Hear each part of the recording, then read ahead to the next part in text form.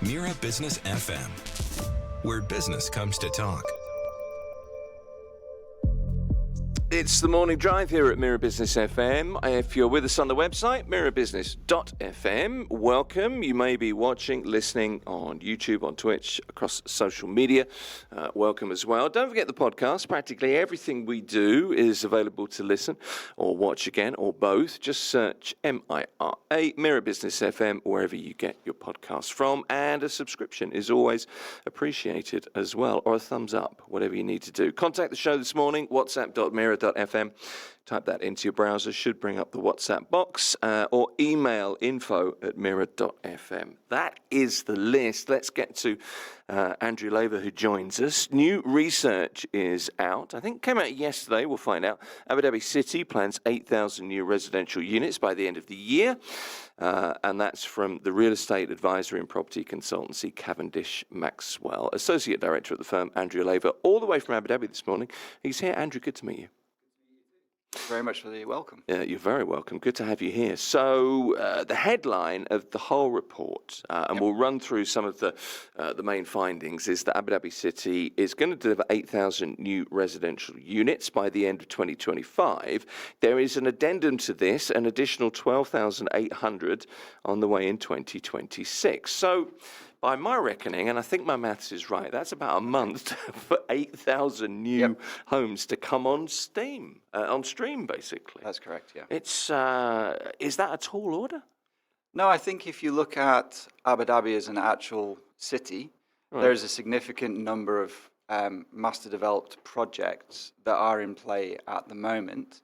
And I think when you look at that number of units and you look at the sizes of some of those master plan developments, then as you break it down into, say, villa communities, where there may be, say, 400 or 500 units in each of those villa communities, and then 200 units in a building, once you start breaking it down into its individual elements, 8,000 units all of a sudden doesn't become such a significant number as a headline number, but it's a manageable volume of units to actually be delivered. And I think there you look at what's happening in the marketplace at the moment in terms of appetite, certainly something that we'll probably end up discussing in terms of demand. There is clearly, at the moment, demand from whether it be purchasers or people to actually rent the units in the marketplace at the moment. So 8,000 units as a number, it seems quite a big number, but it's a number that I think will be absorbed. And obviously, we're looking, as you were saying, further afield at 12,000. We're looking at, I think, about 34,000, 36,000 by the end of 2028. That is projects that are either being launched and going to be handed over, or new projects that will be launched. I think the volume of the land bank in Abu Dhabi is such that these projects are viable. And certainly the people crunching the numbers in terms of those projects have people knowing what is going on, like us, in the marketplace. It's very clear. I mean, the demand is there, obviously. I mean, you live in Abu Dhabi, I live in Dubai. The market is, let's say the market is buoyant, at least. I mean, it's obviously much better than that. Local media, I think it was Khaleej Times yesterday, quoted your thoughts on the number of units coming on stream. Based on recent handover trends, I'll just quote it here. This is obviously quoting you, so you're well aware of this. We could see fewer than planned properties being delivered in the next couple of years. But this is a staggered approach, you would contend, kind of typical for Abu Dhabi. Yes. So the market can absorb new supply gradually. So there's no, shock tactic. There are no shocks that are going to happen. No, as you mentioned, been living in Abu Dhabi 17 years, so from the position of Abu Dhabi in 2008, and it's very much a case of a lot of those projects have really been thought about and planned ahead. And in terms of the absorption, whilst a lot of these projects are announced, there's very much a structure around the payment plans. And I think because if you look in Abu Dhabi, there are not as many major developers within the marketplace, when they release those projects, in most cases, there's not going to be a crossover or an overlap between those developments. And I think that also helps mitigate any concerns that people may have in terms of the property prices or the absorption, because those numbers are going to be absorbed by the individuals within the market, the potential purchasers. I think when you look at Abu Dhabi as an emirate, but on a global stage, Etihad, Miral in terms of theme parks, Mubadala, Aldar, these are all big names that are recognized around the world, and they attract certain levels of purchasers and investors within the market and into the market in Abu Dhabi. And I think with that staggered approach, what we notice is, whilst a project may be announced that it's going to be developed, say, for example, in 18 months' time, people are aware that with supply chain, with projects, there will always be a situation where there may be a small delay, but typically 2 or 3 months. We're not talking 6, 12 months in delays.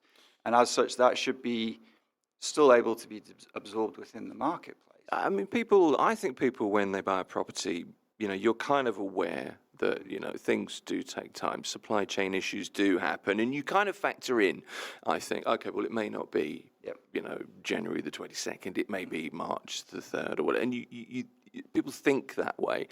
If we don't see 8,000 units hitting the market in the capital by the end of the year, what might that mean for prices, for rents? I guess upward pressure continuing. Really. Yeah, and I think the way the market is at the moment, even if those units weren't delivered by the end of the year, I think we're still going to see an appreciation in both prices and rental rates. If we look at year on year so far, what have we done compared to 2024? We've noticed an increase in those property prices. I think it's 14% year on year in terms of apartments, 11% in terms of villas. And I think if you look at that as an actual percentage, it's not a significant jump. It's not a 20%, a 30%. And I think because of that nature of those percentages of increases, we can expect those to continue into the future. And even if there is more projects and more units coming online, there's clearly a demand for those units. And I think those units being absorbed when they come online should not have a material impact in terms of the prices, because we're clearly seeing that when a project is launched, those units are being acquired by individuals within either a day or a matter of weeks.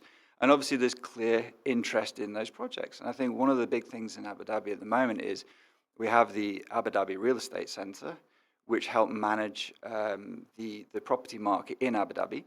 And now they have on their website, you're able to go online and actually find property prices and up-to-date transactions of those units. So now you've got a purchaser pool who are fully aware and invested in it and can find out information about those projects and know what prices are doing and make more informed decisions themselves rather than relying on what the market might be saying.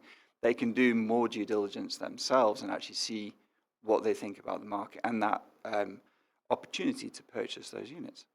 I mean, looking at the market at the moment in Abu Dhabi, just let's throw some figures around. Looking at just Q3, sales performance in Q3, for example, off-plan sales, the main growth driver. Unsurprisingly, that's really a UAE phenomenon, I think. It is, yes.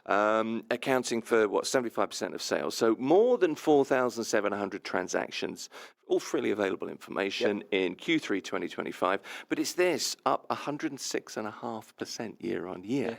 And I was kind of sat last night thinking, right, Andrew's coming tomorrow morning. What do I want to talk about with Abu Dhabi? And I look at it and I think, I remember I wrote a phrase down and it was just a ridiculous phrase, so I kind of scored it out.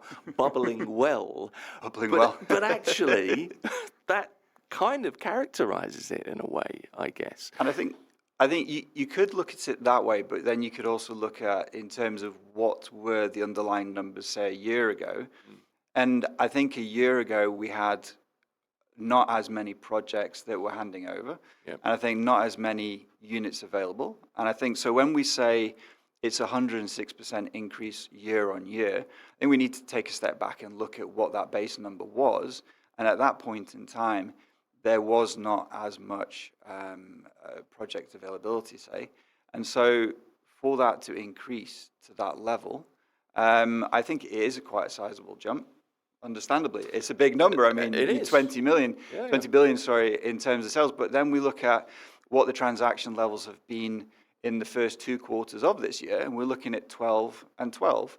So there's been a continuation of what happened in 2024 into 2025. Yeah. And it's not a situation where, for example, everything's been pushed into the Q3 and then your comment about bubbling. But at the same time, in terms of the work that we do, if we look at whether it be the residential valuation work or from working with the banks, there's a continued demand, there's a continued throughput of those purchases of those units. And I know that speaking to our strategic consultancy team, they've been extremely busy over the last 2 years working with clients, looking at land banks, looking at where those projects can come online and the highest and best use for those projects. So it's not just the projects from, say, the bigger developers that are coming online. Also, there's a lot of smaller projects and land bank owners that are now, because of the prices that are and what's being achieved for those prices and the demand, that they're now seriously considering bringing some of their land banks to the market potentially over the next 2 or 3 years, right, which would translate into our numbers in terms of supply for 2026, 2027, 2028. Okay. How would you, I was kind of loath to ask you to do this, but I kind of do this because I've lived in Abu Dhabi, you live in Abu Dhabi, I live in Dubai. We talk about Dubai real estate a great deal. Yeah. And it's the comparison question. I can see you. Oh, hold on a minute. Preparing. Is it fair? I know it's not kind of fair to do it, but I think it's interesting to put the two markets side by side because we are neighbours and there is this kind of friendly Abu Dhabi, Dubai. I don't think even rivalry is the right word. But and competition's not the right word, but we all know that it's there, bubbling well under the radar, perhaps. Maybe that's the theme of this discussion. That's the phrase. But just to sort of compare and contrast the two markets, I always find it's interesting. You have the expertise to do that far better than me, but each has its quirks, each has its plus points. Yes. How would you characterise Abu Dhabi compared to Dubai, the market, for example? I would say that Abu Dhabi market itself has never been in a situation where it would compete with Dubai.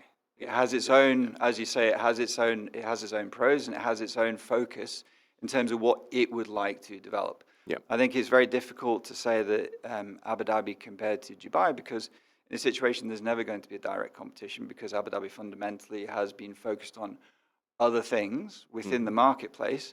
And I think that's been noticeable over, say, for example, the last 2 or 3 years with the projects that have been developed outside residential and commercial within, say, for example, Saadiyat and also Yas Island. You look at Saadiyat, you've had the Louvre for a number of years, you've got the Guggenheim coming up, you've got the Zayed National Museum, you've then got the Natural History Museum that's going to be coming up. And then if you take a look at Yas Island, that's all of a sudden become a tourism hotspot with Ferrari World, Water World. Obviously, we've had the announcement in terms of the Sphere. We've got Disneyland coming.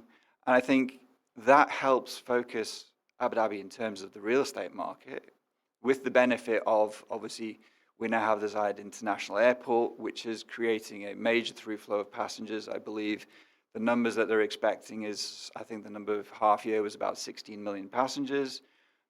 That creates interest in Abu Dhabi, and I don't think that the Abu Dhabi Dubai compete.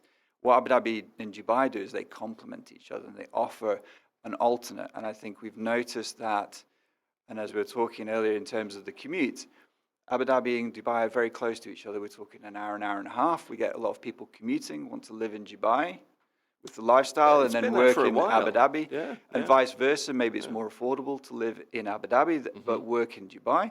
We're talking an hour and a half in between, and they offer different things for different types of people and individuals, and certain families or individuals are looking for something different. And Abu Dhabi offers that something different. I've been in Abu Dhabi for 17 years. I put my personal hat on that I invested in Abu Dhabi, in a property that we wanted to make our home, and we're very happy. But it very much suits us in terms of that. But I don't think there's been a competition, but the complementary benefits from Dubai, because Dubai will bring in a lot of tourists, but at the same time, with the marketing of Abu Dhabi and Abu Dhabi Department of Tourism and Culture, they are helping create Abu Dhabi as a landmark on its own, and that helps work with Dubai going forward.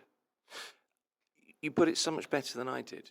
I managed to not find the word, but complement is the word, I think. And it is a very different proposition, Abu Dhabi. So it's a market in a really strong position generally. The figures are eye-watering. Residential unit sales, 20.5 billion between July and September. That's dirhams, but that's a record. Yes. Of course. Off-plan purchases, 16.3 billion of the total.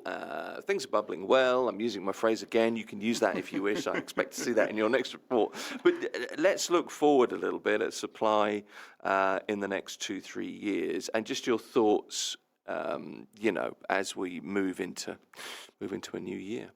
Yeah, I mean, can't believe you were sat here talking about what's going to happen in 2025, and it It's feels so like it was literally a couple of months ago, I know. and all of a sudden it's obviously celebration, obviously National Day weekend this weekend, and congratulations to everybody. Looking forward to 2026, I think one of the biggest things that we've noticed in Abu Dhabi, probably in the real estate market for residential units over the last few years, has been the diversification, there's another word, in terms of asset types that are actually being developed across Abu Dhabi. Right. I think in the past, when projects were launched, say, for example, in the early 2010s, a lot of those projects were very similar, whether it be the similar sort of size, similar sort of finish, similar sort of layout. And I think you'll notice projects over the last 5 to 6 years have really spread in terms of they're offering different sizes of units, different qualities of units, different finishes, and therefore they're appealing to different price points. So when we're talking about absorption and the number of units coming online, what we're looking at is we're not looking at a very narrow in terms of trend, in terms of the market, in terms of what assets are being produced. We're seeing a great range of properties that cater to a much wider spectrum of potential purchasers. So within that marketplace, there will be units that appeal to certain individuals who have in mind a certain purchase point that they can manage, and they would look at actually acquiring or purchasing a unit from a developer. So I think there's a huge land bank available within Abu Dhabi. If you look at Reem Island, Saadiyat, Yas Island, and even going further afield where land has not been developed, but the infrastructure is there in place. Right. All the other items are there.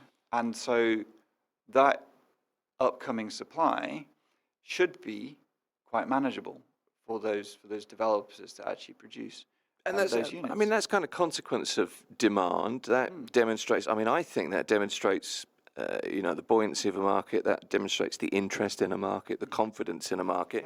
Yeah. The initial stages, by definition, you need to take an approach that, it's slightly more generic approach maybe, and as a market develops. So it's a natural kind of evolution, isn't it? It is, and I think that's what people have been seeing as an appeal in terms of actual purchases, is the fact that they're offering something different. And I think one of the big things that we've noticed is all of the developers are very much focused on community. There's a community feel, there's a community facilities. The big master plan developers such as Reem Island, developments such as Reem Island or Saadiyat, they look to get the project in, the residential units, and then they build in with that things like schools, hospitals, retail. But those are already pre-planned in terms of within the master plan. They just wouldn't necessarily be developed until they have the footfall or individual residents actually living there. But there's a whole ecosystem that is going to be developed with them to match what's actually going to be built in terms of residential units. Yeah, that's kind of the UAE experience. I think anybody that's moved into a community in the Emirates has come across that. New research out from Cavendish Maxwell, the real estate advisory and property consultancy. Abu Dhabi City planning 8,000 new residential units by the end of the year. Andrew Laver is an associate director at the firm. Up from Abu Dhabi this morning. Appreciate it. And happy National Day. Have a great weekend. Thank you. Thank you very much for your time. It's been a pleasure. Good to have you here. This is Mira Business FM.